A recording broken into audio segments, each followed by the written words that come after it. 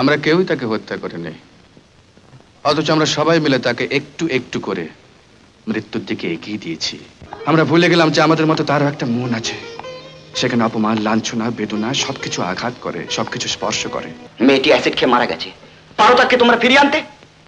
ওই ভদ্রলোক হয়তো পুলিশের লোক নাও হতে পারে, কিন্তু তাই বলে তার কথাগুলো মিথ্যে হয়ে যাবে? আমি তুমি সবাই মিলে যেগুলো করছি সেগুলো মিথ্যে হয়ে যাবে? আপনি এখন আর জাননি। আমি আপনার জন্যই অপেক্ষা করছিলাম। আপনি বোধহয় এতক্ষণে আমার সব কথা জেনে গেছেন। আপনার সব কথা আমি আগেই জানতাম।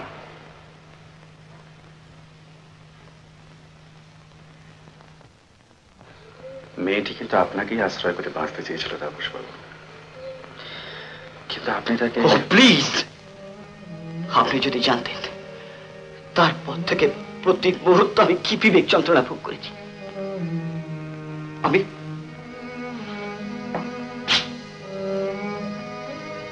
I was a coward, a damn coward.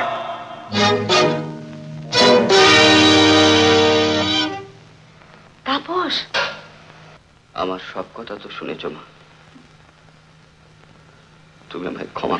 আমি মেয়েটির কোনো কথা বিশ্বাস করিনি তাপস, আমি জানি তুই এ কাজ করতে পারিস না। মেয়েটি? তবে কি রেবা তোমার কাছে এসেছিল মা? হ্যাঁ, মেয়েটি আমাদের সমিতির কাছে সাহায্য চাইতে এসেছিল, কিন্তু না না, আমি তাকে সাহায্য করিনি, আমি তাকে তাড়িয়ে দিয়েছিলাম। আমি তার কোনো কথা বিশ্বাস করিনি, আমি জানি তুই এ কাজ করতে পারিস না। কি বিশ্বাস করতে পারিনি মা? কি আমি করিনি বল? আমি বিশ্বাস করিনি তাপস। কি বিশ্বাস করনি মা? বলো মা, বলো। আমি বিশ্বাস করিনি তার। কি বিশ্বাস করনি মা, সে কথা বলো না। সে বলতে এসেছিল সে নাকি সন্তানের মা হতে চলেছে, আর তুই তুই তুই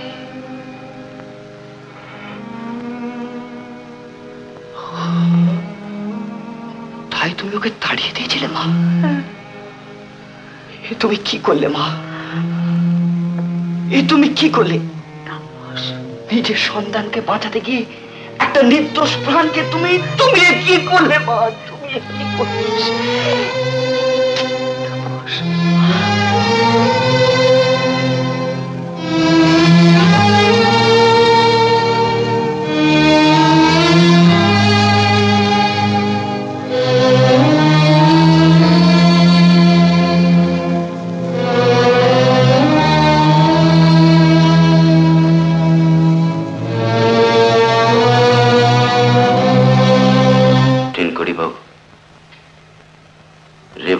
মৃত্যুর জন্য আপনি আমাকে গ্রেফতার করুন।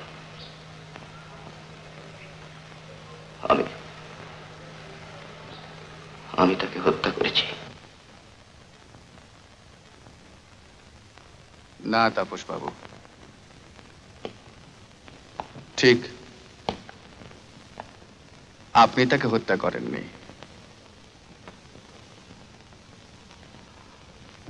আমরা কেউই তাকে হত্যা করিনি, অথচ আমরা সবাই মিলে তাকে একটু একটু করে মৃত্যুর দিকে এগিয়ে দিয়েছি। মেয়েটি কারো কোনো ক্ষতি করেনি, কাউকে কখনো আঘাত করেনি, খুব একটা অসাধারণ হতে চায়নি। সে চেয়েছিল শুধু বাঁচতে, বিপুলায় পৃথিবীর ছোট্ট একটুখানি গণ্ডির মধ্যে মানুষের মতো বাঁচতে। কিন্তু আমরা তাকে বাঁচতে দিলাম না। একটুখানি সহানুভূতি, একটুখানি সাহায্য, একটুখানি ভালোবাসা পেলে হয়তো মেয়েটি বাঁচত। কিন্তু আমরা ভুলে গেলাম সে মানুষ। আমরা ভুলে গেলাম যে আমাদের মতো তারও একটা মন আছে, সেখানে অপমান, লাঞ্ছনা, বেদনা সবকিছু আঘাত করে, সবকিছু স্পর্শ করে। আমরা সব জেনেও, সব বুঝেও এই সন্ধ্যা চক্রবর্তীকে বাঁচাতে পারলাম না। এটা আমাদের সবারই পাপ, সবারই অন্যায়, আমাদের সবারই অপরাধ।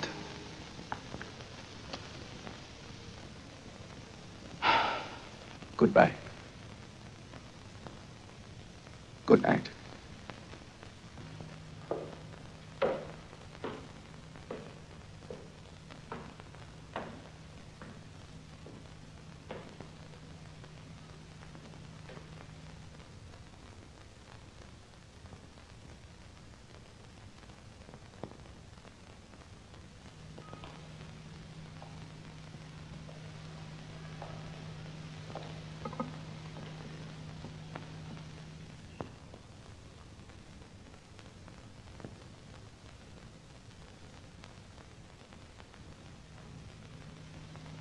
তুই হলি যত নষ্টের গোড়া। বাবা, কেন আবার ওসব কথা নিয়ে?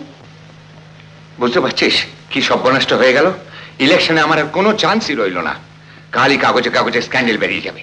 অপোনেন্ট পার্টি আমার নামে ছড়া বাঁধবে, ছড়া। কাকাবাবু, ব্যাপারটা আমার কাছে কেমন যেন গোলমালে ঠেকছে। কি কি? বলছিলাম যে লোকটার চালচলন আমার যেন মনে হচ্ছে ঠিক সাব ইন্সপেক্টর মতন নয়। ঠিক বলেছ আমিও।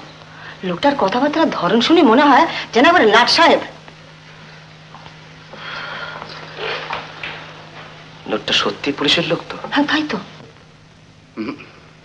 ব্যাপারটা তো বড় সুবিধার মনে হচ্ছে না। রমেশকে আবার টেলিফোন করতে হচ্ছে।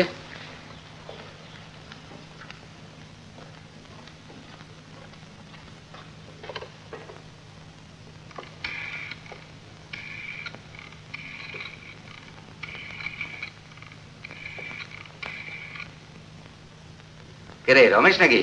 কে শুয়ে পড়েছিলি নাকি? হ্যাঁ হ্যাঁ হ্যাঁ। আরে শোন, তোদের ওখানে 3 হালদার বলে একজন সাব ইন্সপেক্টর আছে। লোকটা বলে নতুন এসেছে। হ্যাঁ, কথাবার্তার ধরনটা কিরম যেন চোয়াড়ে চোয়াড়ে মতন। নেই ঠিক জানিস তো? না না, এমনি জিজ্ঞেস করছিলাম একজনের সঙ্গে একটু তক্ক হচ্ছিল কিনা। হ্যাঁ হ্যাঁ হ্যাঁ হ্যাঁ, যা তুই শুয়ে পড়, আমি ছেড়ে দিচ্ছি এখন, কেমন? আচ্ছা, দেখলে তো, আমি তো গোড়া থেকেই জানতাম ওর 14 পুরুষে কোনোদিন পুলিশ ছিল না। তাহলে ওই ভদ্রলোককে? অপোজিশন পার্টির কেউ হতে পারে। ইলেকশনে দাঁড়াচ্ছি, শত্রু ছাড়া অভাব নেই। কিন্তু আমাদের সম্বন্ধে এত কথা উনি জানলেন কি করে? সে আবার জানলো কোত্থেকে? তোরাই তো গড় গড় গড় করে সব বলতে শুরু করে দিলি। তোদের দিয়ে কিচ্ছু হবে না, কোথায় একটু রুকে দাঁড়াবি, তা না আমি তো করি গেলে। ব্যাপারটা তাহলে আহড়া বেশ অন্যরকম দাঁড়িয়ে গেল। কি অন্যরকম দাঁড়িয়ে গেল? না, বলছিলাম যে লোকটা যখন পুলিশই নয় তখন আমাদের ভয় করার কিছু রইল না। হ্যাঁ, আবার আমরা সব ভদ্রলোক হয়ে গেলাম, তাই না? আমিও বাজে বকিস নিশিলা। মোটেই বাজে বকছি না মা। বাজে না, একটা ধাপ্পা বাজে, ধাপ্পা দিয়ে গেলে তাকে বাজে বলবে না? কেন তোমরা নিজেদের মিথ্যে বোঝাতে চেষ্টা করছো?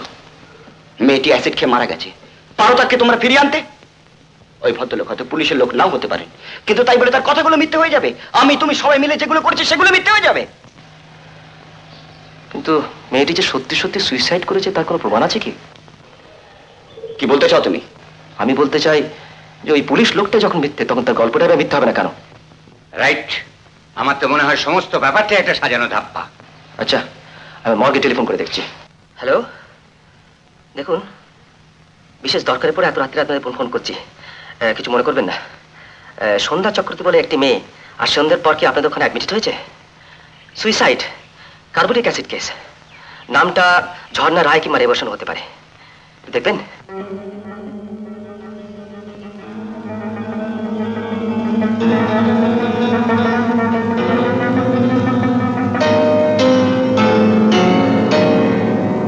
কি বললেন? আজ 3 দিন হলো ধরনের কোনো কেসই আসেনি? ধন্যবাদ, নমস্কার। কি ধাপ্পাই না দিয়ে গেল লোকটা, আমাদের সকলকে একবারে গাধা বানিয়ে দিয়ে গেল। কি রে শিলা, এখনো মুখ গামড়া করে দাঁড়িয়ে রয়েছিস কি? সব তো মিটে গেছে, আর ভয়টা কিসের? হ্যাঁ,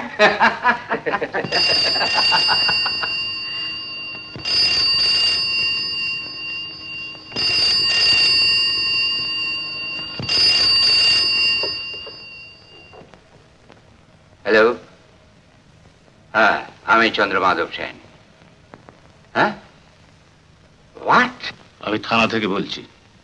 এইমাত্র খবর পেলাম সন্ধ্যা চক্রবর্তী নামে একটি মেয়ে কার্বলিক অ্যাসিড খেয়ে আত্মহত্যা করেছে। তার কাছে একটা ডায়েরি পাওয়া গেছে। এ বিষয়ে এনকোয়ারির জন্য আমার এখান থেকে একজন সাব ইন্সপেক্টর আপনার ওখানে যাচ্ছেন। কিন্তু আপনি যে একটু আগে বললেন। Hello hello hello hello hello hello,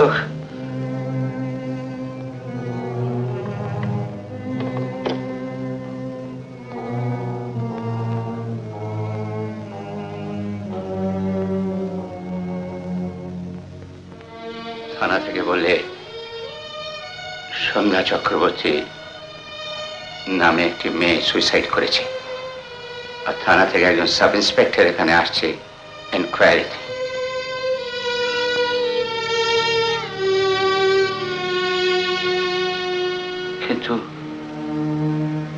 তাহলে যে লোকটা এতক্ষণ এখানে ছিল সে কি?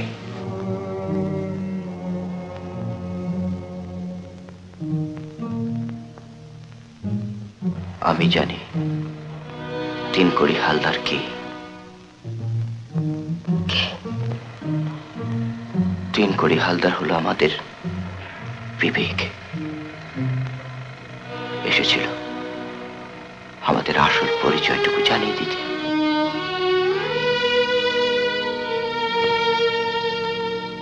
উত্তম কুমারের সেরা সিনেমা দেখতে হলে ডাউনলোড করুন ক্লিক অ্যাপ।